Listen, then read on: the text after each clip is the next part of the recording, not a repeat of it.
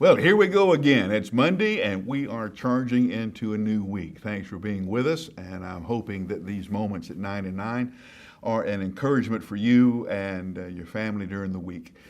We are continuing our sermon series through 2 Timothy. And in this passage, Paul wants Timothy to be sure that he's not ashamed of either Paul, the messenger, or the gospel that Paul preached. Now, that's an interesting passage, isn't it? It's an interesting thought that Timothy, whose spiritual father was Paul, would be ashamed of Paul. Now, I don't know if Timothy was ashamed of Paul. We do have stories or allusions to people who left Paul's ministry, who no longer supported Paul's ministry, and Paul names some of them. Mainly, you get the feeling that they were disappointed in how things were turning out in Paul's life. That they had the feeling, as a lot of us do, that when I become a follower of Christ, everything works out for me. Everything goes just right for me. I'm blessed. Everything works. And when it doesn't work, then you doubt your faith, you doubt Christ, and a lot of people have a hard time because they have this misunderstanding that you think everything's going to work. Paul tells Timothy, we know this is not the promise. I am in prison because I was good at preaching the gospel.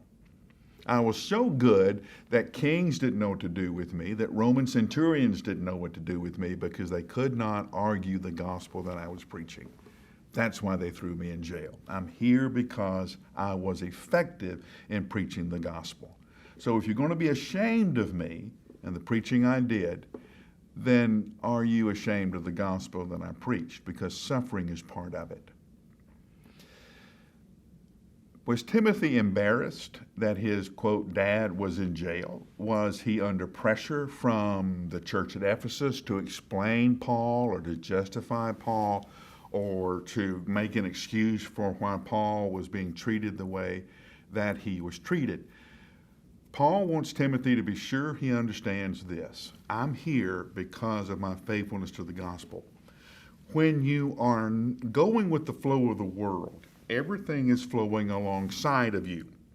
When you turn and repent, which means to stop and turn, then everything from the world is now flowing at you, not with you. And so the things that were once part of the current are now obstacles in your way. When you start doing something good for Jesus, Jesus isn't the only one who notices, and there will be opposition, and loving people requires suffering. So you're going to be attacked by the enemy, and you're going to have your heart broken more times than you can count, because that's what true love does. If you want an example of that, look no further than the life of Jesus. This is what true love looks like. It scars you. It wounds you. It hurts you. Paul says to Timothy, embrace this suffering.